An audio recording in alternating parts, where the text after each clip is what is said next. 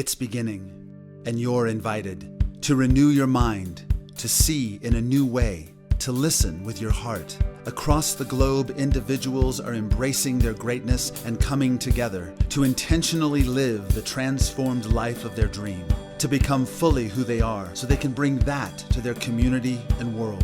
Unlock your potential. Embrace the true you. This is The Greatness Revolution. Get your copy today. Available on Amazon and wherever fine books are sold. Hi, I'm Brad Thomas, and welcome to Passages Behind the Music.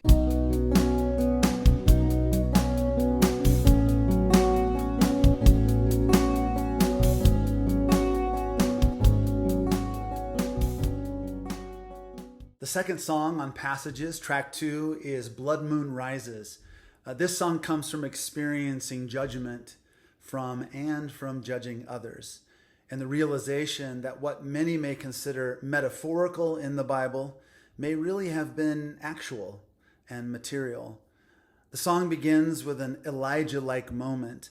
I hear the still small voice of God or His Spirit, and I find myself uttering things I do not expect, things I don't know, or things I don't understand. In the line in the song that says, trust and sing, to trust and sing is to have faith, to carry out the directives of the still small voice, regardless of whether others may judge me a heretic or think I'm crazy.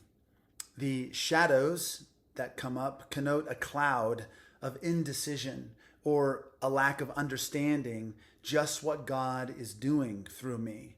But the mystery of God has caught my heart. And regardless of whether I understand intellectually, I must engage my heart and follow the Spirit in obedience. The fields of white in the song are those who are ripe for God's harvest, and the sky falling is a reference to the signs of the end of the age and the beginning of God's age. These souls sing their calling. These callings are the use of their unique combination of gifts within the kingdom. The gifts God has placed in each of them to display God's glory. They bring life and light to a dead and dark world. I see a wheat field brown like waves by the wind, dancing in time with one another by the power of the Spirit, who is the wind.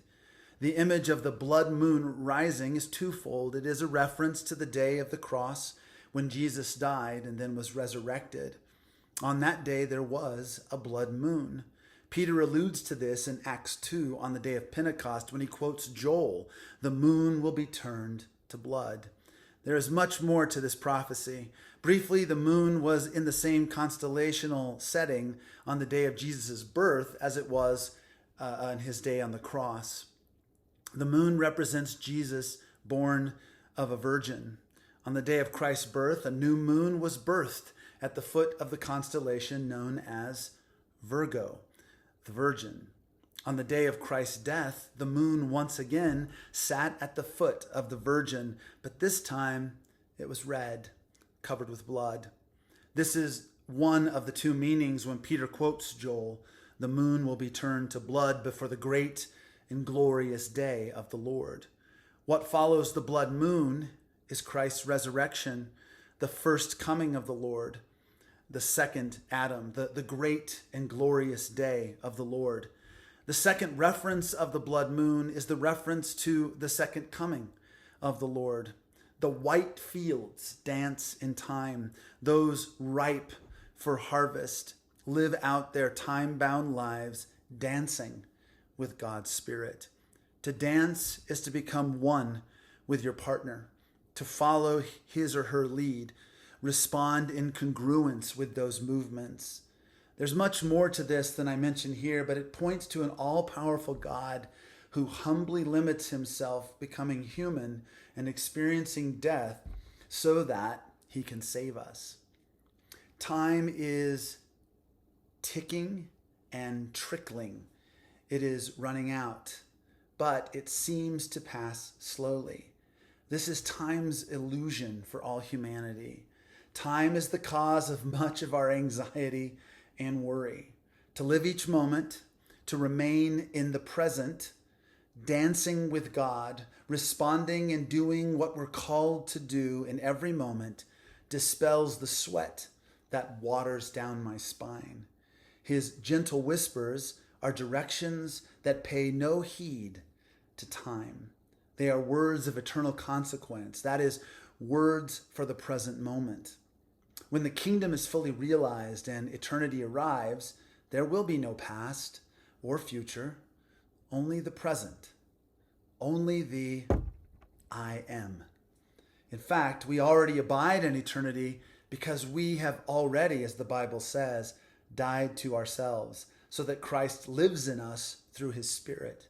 We have already begun to dwell in the presence of God and the present with God. The wheat and the tares are those in the kingdom and those who are not in the kingdom.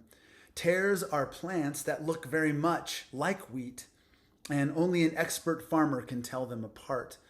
Both the wheat and the tares dance in the white fields. Who is to say which is wheat and which is a tare? Only God. It is not my job to judge, nor is it anyone else's job to judge. I simply dance and sing my calling songs of light and life. We are currently in a dark night before the dawn, where death and darkness still exist, but dawn is breaking. Just as in the Genesis creation story, each day moves from night to morning, darkness to light, despair to hope. The blood of the blood moon falls down the face of Christ as he hangs from the cross, an allusion to Joel's prophecy. For it is in God's death that dawn finally breaks as God overcomes death and promises resurrection. Jesus, as Paul writes, is the first of us humans to experience this new dawn. We currently live in a time that is growing darker, and it is always darkest before the dawn. The stars will fall from the sky, and the moon will turn to blood, and the sun will be darkened. But then the dawn will break, and the light of God will shine, and the white fields will be harvested, and time will be undone, and the kingdom will be established for eternity. As a literary teacher, these are powerful images that speak to an idea of what's going to happen. And at the end, hope is realized. Let's take a listen.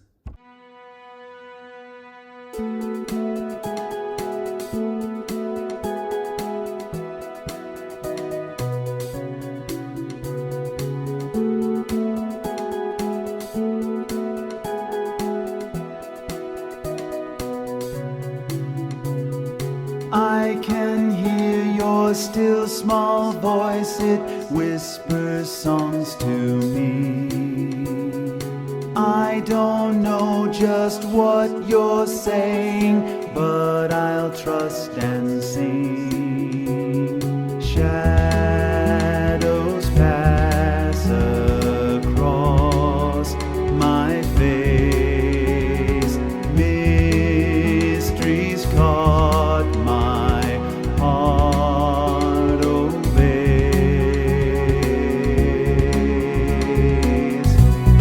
Sky is falling in fields of white that sing their calling songs of life and light. Blood moon rises in the eastern sky. Stars are shining, white fields dance in time.